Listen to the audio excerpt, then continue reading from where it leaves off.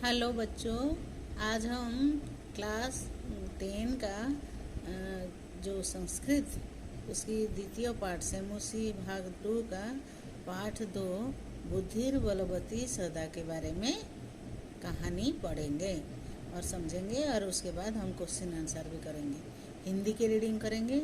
तो सुनो कहानी। सबसे पहले ये प्रसिद्ध कहानी शुक सप्तति नामक एक कथा ग्रंथ से लिया गया है, और इसमें एक बुद्धिमती औरत कैसे अपने बुद्धि की बल से अपने दोनों बच्चों को और अपने को बाघ की भय से मुक्त करती है, ये कहानी।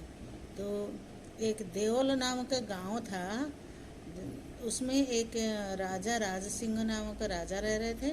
उनकी एक पत्नी, उसका नाम था बुद्धिमती।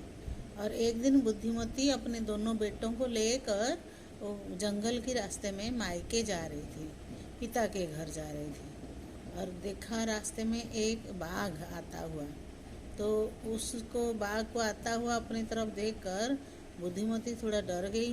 उसके बाद उसने बुद्धि निकाली, अपने दोनों बच्चों को डांट कर 2 थप्पड़ लगाकर बोला कि क्यों एक ही बाघ को खाने के लिए, एक बाघ खाने के लिए तुम झगड़ा कर रहे हो। अभी ये एक बाघ है और इसको खा लो, और बाद में हम दूसरा बाघ देखते हैं। ये बात सुनकर बाघ एकदम से एक व्याघ्र मारी, मतलब एक बाघ शिकार करने वाली औरत आ गई देखकर डर के मारे जंगल की तरफ भागा।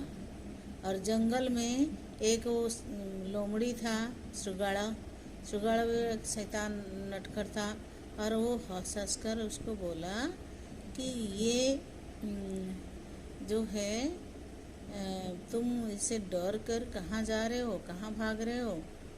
तो उसने कहा, सुगाड़ा तुम भी कहीं है कि छिप जाओ, जाकर कोई मतलब गुप्त जगह देखकर वहाँ जाकर चले जाओ।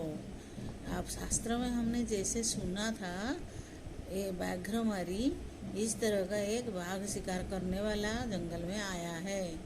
और उसने हंसने लगा कि मनुष्य से तुम डरते हो। तो उसने फिर कहा कि उसको मैंने खुद अपने बच्चों को डांट कर थप्पड़ लगाकर बोलते हुए सुना, तो मैं तो मेरे जान हथेली में रखकर भाग आया हूँ। तो उसमें श्रृगाल फिर उसको बोलता है कि चलो उस व्याघ्र